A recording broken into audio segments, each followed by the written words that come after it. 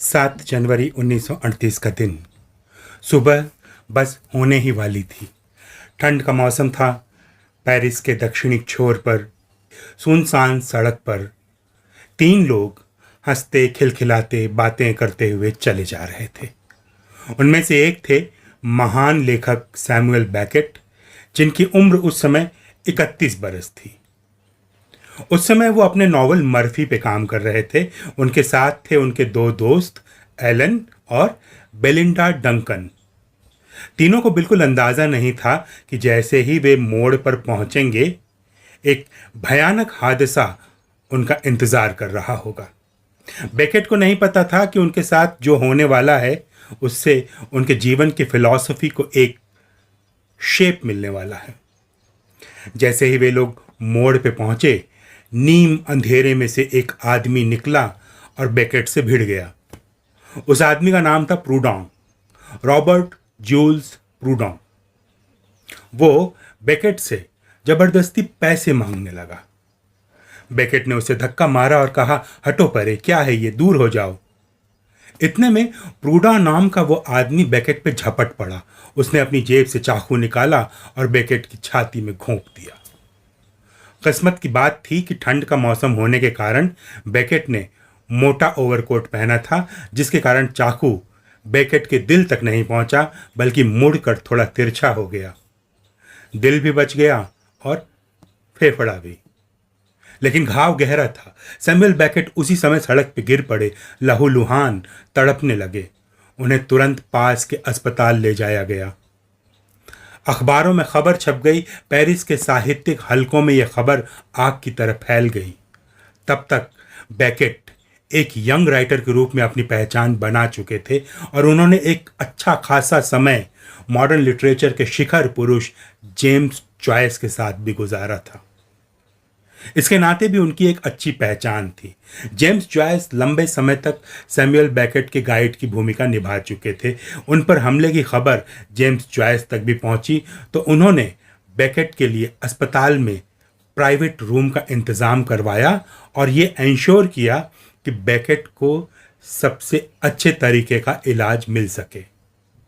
James Joyce को पता था कि बेकेट उन दिनों अपने नॉवल पे काम कर रहे थे।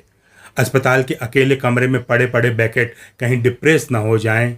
सो जॉयस ने बेकेट के पास एक रीडिंग लैंप भिजवाया और कहा, अपनी क्रिएटिविटी बनाए रखो। जितने भी दिन यहाँ हो, फोकस बना के लगातार लिखते पढ़ते रहो। तो बेकेट ने अपने नॉवल का थोड़ा सा काम अस्पताल के उस कमरे में किया। वो 16 दिन तक यानी 23 जनवरी तक अस्पताल में भर्ती रहे, दर्द सहते रहे, मुस्कुराते रहे और अपनी जिंदगी की इस एब्सर्ड स्टोरी पर, रियल एब्सर्ड स्टोरी पर सोचते रहे। दूसरी तरफ प्रूडा नाम के उस हमलावर को गिरफ्तार कर लिया गया था। बेकेट के अस्पताल से निकलने के बाद उस मुकदमे की पहली सुनवाई हुई। उसमें बेकेट ने हमलावर से सीधा सवाल किया, क्यों, आखिर क्यों, तुमने मुझ पे आखिर क्यों हमला किया। जैसे किसी बड़े होटल का कोई वेटर बेहद पोलाइट तरीके से बोलता है, वैसे ही प्रूडा ने कहा, मुझे नहीं मालूम सर, आई एम सॉरी। इस जवाब को सुन के बेकेट गहरी सोच में पड़ गए। अगर उन्होंने मोटा ओवरकोट न पहना होता तो चाकू सीधा उनके दिल को छेद देता और वो इस समय उस कोर्ट में न खड़े रहते। प्रूडा को भी उस हमले की गंभीरता का एहसास था, लेकिन उसके पास अपनी करतूत का कोई रीज़न नहीं था। उसे नहीं मालूम था कि उसने बेकेट पे हमला क्यों किया और आई एम सॉरी। बेकेट ने उस आदमी पर से सारे चार्जेस वापस ले लिए, सारे इल्ज़ाम वापस ले लिए और मुकदमे को आगे बढ़ने से रोक दिया। उसके बाद भी प्रूडा कुछ दिन जेल में रहा और फिर बाहर आ गया। लोग बहुत हैरान हुए कि बेकेट ने आखिर इल्ज़ाम वापस क्यों ले लिया, जबकि प्रूडा तो साफ साफ गुनहगार था। बेकेट ने कहा, एक तो मैं कानूनी झमेलों में पड़ के वक्त बर्बाद नहीं करना चाहता, दूसरे वो आदमी मुझे खूंखार नहीं बल्कि मूर्ख लगता था। उसने जो जवाब दिया वो अपने आप में बेहद चार्मिंग और बेहद एब्सर्ड जवाब है, मुझे नहीं पता सर, मुझे माफ़ कीजिए। जैसे कि ये जवाब मेरे किसी नॉवल का डायलॉग हो। इस घटना ने बेकेट की निजी जिंदगी की दिशा भी बदल दी थी। अस्पताल में जो लोग उनसे मिलने आए उनमें से एक थी सुजान, बेकेट की पुरानी परिचित, जो कभी संगीतकार हुआ करती थी तो कभी नर्स का काम भी करती थी। तो अस्पताल की फीकी रोशनी और उस सीलन भरे कमरे में उन दोनों की दोस्ती फिर से जाग गई और उसके बाद दोनों जीवन भर के साथी बन गए। इस रिश्ते ने बाद के बरसों में बेकेट को बहुत संभाला।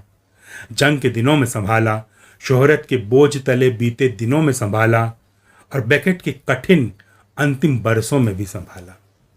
बेकेट की जीवनी लिखने वाले लोग मानते हैं कि बेकेट, जो हमेशा उदास टाइप रहा करते थे, उसके पीछे पूरी तरह यह हमला नहीं था, लेकिन यह हमला भी कई कारणों में से एक कारण था।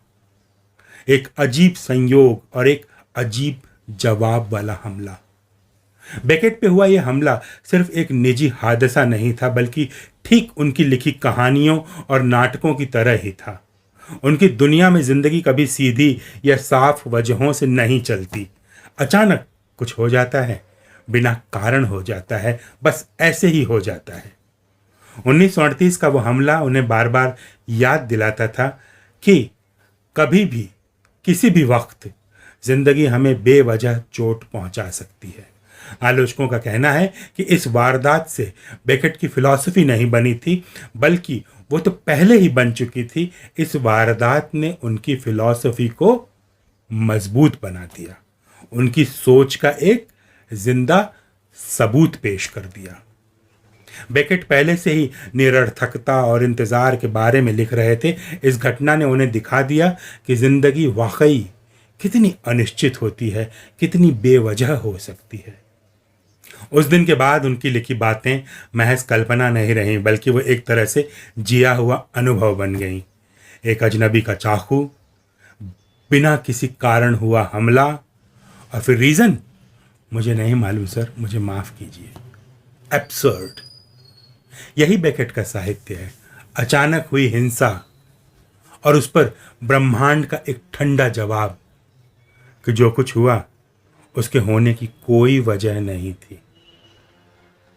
आज बस छोटी सी ये कहानी, बेकेट के जीवन की सच्ची कहानी। मेरे साथ बने रहिए। बेकेट की तमाम किताबों पे हम बात करेंगे, उनकी फिलॉसफी को गहराई से समझेंगे। मिलते हैं अगले लेक्चर में, तब तक नमस्ते।